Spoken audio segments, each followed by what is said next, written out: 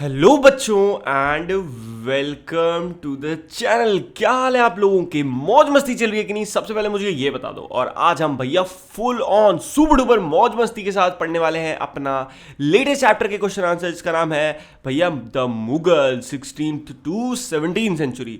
Updated हो गया है भैया एनसीईआरटी में आपके चैप्टर, तो इसके क्वेश्चन आंसर्स भी जो है थोड़े हमें फिर से अच्छे से पढ़ने पड़ेंगे। तो चलो बिना किसी देरी के स्टार्ट करते हैं। सबसे पहला क्वेश्चन भाई बहुत सिंपल है, दो है मैच द फॉलोइंग, और डायरेक्ट आंसर्स आपको मैंने दे दिए हैं। तो मनसब क्या था? मनसब एक रैंक थी मुगल के टाइम पे। मंगोल क्या थे? उज़्बेक के लोग थे जो मंगोल से आते थे। फिर सिसोदिया, सिसोदिया कौन थे? मेवाड़, राजपूत मेवाड़ जो थे वो वहाँ से एसोसिएटेड थे। और जो राठौर लोग थे ये राजपूत मारवाड़ के थे।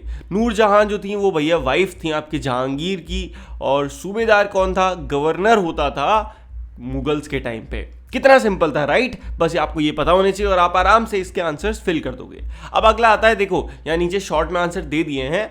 द कैपिटल ऑफ मिर्जा हाकिम, Akbar's half brother was, Akbar का जो हाफ ब्रदर था कौन? मिर्जा हाकिम। उसकी कैपिटल क्या हुआ करती थी? वो थी काबुल। याद रखना। Next, the 5 Deccan sultanates were Berar, Khandesh, Ahmadnagar, dash and dash. तो बाकी की दो डेक्कन सल्तनत कौन कौन सी थी? पहला था बीजापुर, कौन सा? बीजापुर। और दूसरा गोलकोंडा, ये गोलकोंडा याद रखना भैया। फिर आता है इफ जात determined a mansabdar's rank and salary, सवार indicated his क्या? Number of cavalryman. अभी समझाता हूं question. Number of cavalry man, exactly क्या कह रहा है कि भैया अगर किसी की जो जात होती है उससे ये पता चलता था कि उसकी रैंक और सैलरी क्या है। तो किसी के सवार वर्ड से क्या पता चलता था? इससे पता चलता था कि उसके पास कितने घोड़े हैं, मतलब कितने घोड़ों की आर्मी है। अबुल फजल जो थे अकबर के मित्र थे और काउंसलर थे।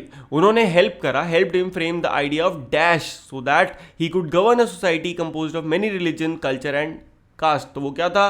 वो था सुलह-ई-कुल। अब ये सुलह-ई-कुल क्या है? यानी कि एक ऐसी सोसाइटी बनाना, एक ऐसी जगह बनाना जहाँ पे सारे धर्म के लोग आके अपने अपने धर्म की चीज़ें सबको समझाएं। तो ये हेल्प करी थी अबुल फजल ने अकबर की। चलो अब बात करते हैं क्वेश्चन आंसर्स की। तो भैया पहला है what were the central provinces under the control of Mughal. Very important. सबसे पहले तो ये पता होना चाहिए कि भैया मुगल के अंडर में मेन प्रोविंसेस कौन से थे। तो कौन से थे? पहला तो आपके डायरेक्ट लिखो भैया, मेन था दिल्ली, फिर आता था काबुल, मेवाड़, सिंध, मारवाड़, गुजरात, बंगाल, बिहार, उड़ीसा, चित्तौड़ एंड डेक्कन। तो अगर आप ध्यान से देखोगे तो पूरा नॉर्थ और सेंट्रल इंडिया कवर होता था मुगल पार्ट में। ठीक है, चलो। What was the relationship between mansabdar and the jagir. तो मनसबदार और जागीर के बीच में कैसे रिलेशन होता था? तो भैया देखो, मनसबदार जो थे वो सैलरीज लेते थे एज रेवेन्यू असाइनमेंट कॉल्ड जागीर। अब मनसबदार जो थे उनको सैलरी कैसे मिलती थी? In the form of revenue, यानी कि क्या? मतलब जितना भी वो टैक्स कलेक्ट करते थे, यानी कि लोगों से टैक्स का दूसरा नाम क्या था? जागीर। जितनी भी वो लोगों से जागीर कलेक्ट करते थे वही थी उनकी सैलरी, और उसी सैलरी में से वो किनको दे देते थे? राजा को देते थे। Which were somewhat like इक्ताज।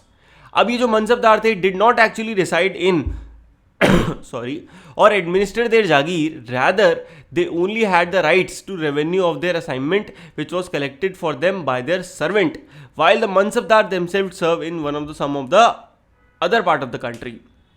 अब देखो गजब की बात क्या थी, जो मनसबदार थे ना भैया, ऐसे नहीं कि वो खुद जाएंगे और जाके टैक्स कलेक्ट करेंगे लोगों से, नहीं। इनके इनके कौन होते थे? सर्वेंट होते थे।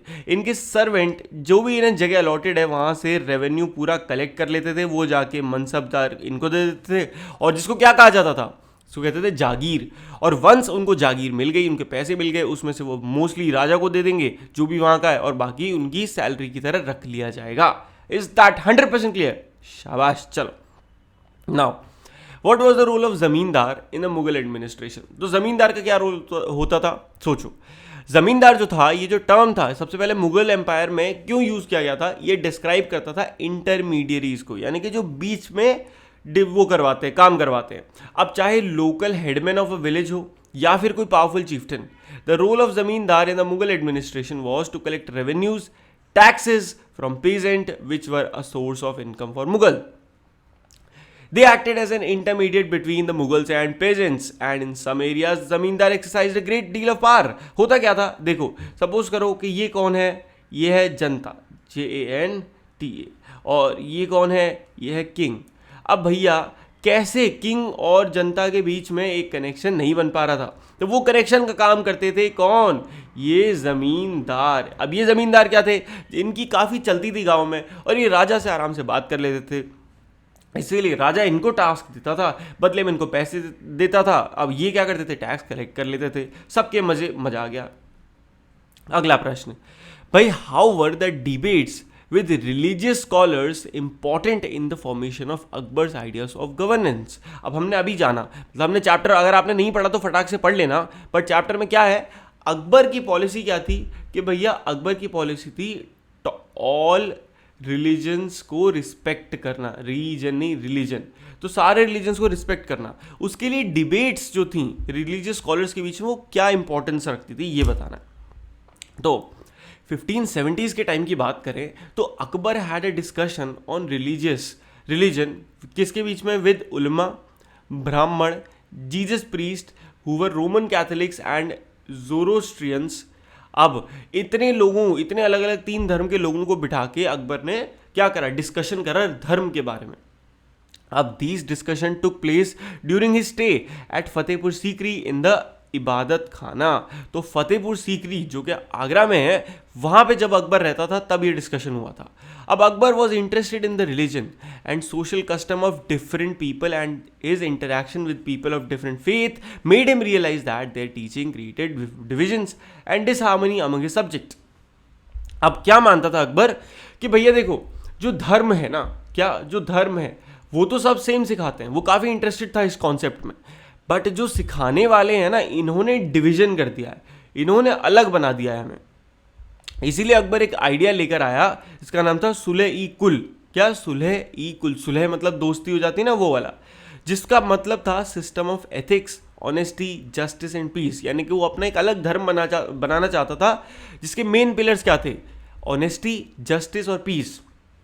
और इसमें अभी हमने पढ़ा किसने हेल्प करी थी, उनका मित्र था अबुल फजल, जिन्होंने हेल्प करी थी इसको पूरे को ड्राफ्ट करने में, जो कि which was followed by Jahangir and Shahjahan. उसके बाद जब अकबर की डेथ हो गई तो उनके जो बच्चे थे जहांगीर और शाहजहां, उन्होंने भी इसको माना. अगला सवाल, why did Mughal emphasise their Timurid and not their Mongol. अब जो मुगल्स थे, देखो भैया इस बात को समझो, जो मुगल थे उनके जो फादर एंसेस्ट्रल थे वो कौन थे, फादर के साइड के थे तिमूर, और जो मदर के साइड के थे दैट वाज मंगोल. तो अब देखो जो मदर साइड जो मुगल्स थे वो डिसेंडेंट थे जंगीज खान के, यानी कि जो कि एक मंगोल रूलर था, चाइना और सेंट्रल एशिया में रूल करता था. बट फादर्स के साइड में वो किसके सक्सेसर थे, तैमूर के, अब जो कि ईरान और इराक का रूलर था आज के टाइम पे जहाँ टर्की है. बट मुगल्स भैया कभी भी मंगोल का नाम इसलिए नहीं लेते थे बिकॉज जो जंगीज खान था, जो मेन रूलर था मंगोल का, भैया वो बहुत ही मतलब खराब रूलर माना जाता था. वो बहुत ही मार काट करता था, लोगों को लूटता था, मारता था हज़ारों लोगों को. इसीलिए अगर वो बताएंगे कि भाई हम मंगोल के वो है एंसेस्टर्स, मतलब हम मंगोल के खानदान से हैं, तो लोग उनको डरेंगे, लोग उनसे भाई अपना राजा ही नहीं बनने देंगे. इसीलिए वो बताते थे हम तो तैमूर डायनेस्टी के हैं. समझ में आया. Next, how important was the income from land revenue to the stability of Mughal empire.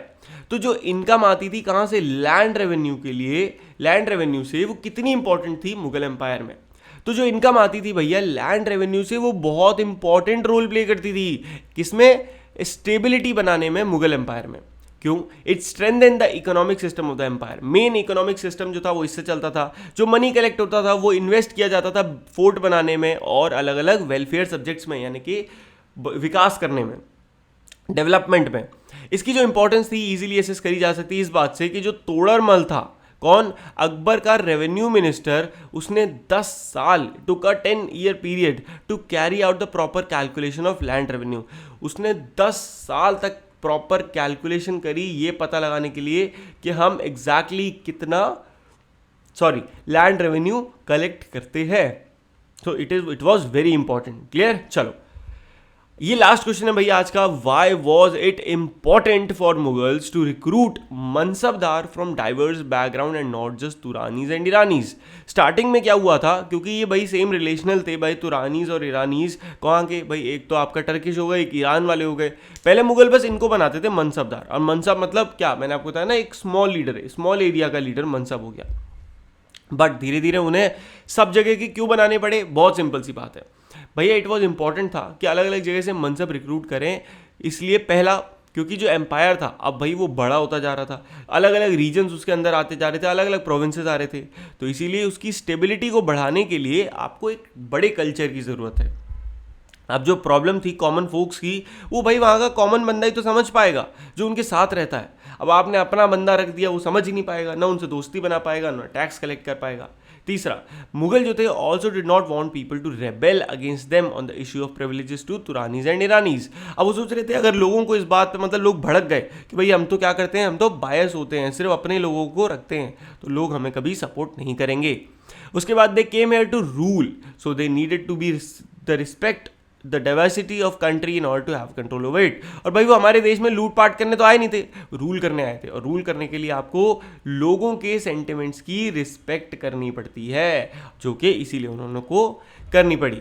And I hope अब आपको ये चैप्टर 100% क्लियर हो गया होगा। अगर हो गया है तो भैया किसका वेट कर रहे हो, फटाक से जाओ नीचे और चैनल को मार दो सब्सक्राइब, एंड वीडियो अच्छी लगी हो तो लाइक जरूर मार देना भाई, मजेदार तरीके से कमेंट भी कर देना अगर चाहो तो। हम मिलते हैं नेक्स्ट वीडियो में, तब तक के लिए goodbye, take care and मौज मस्ती करते रहिए, बाय बाय।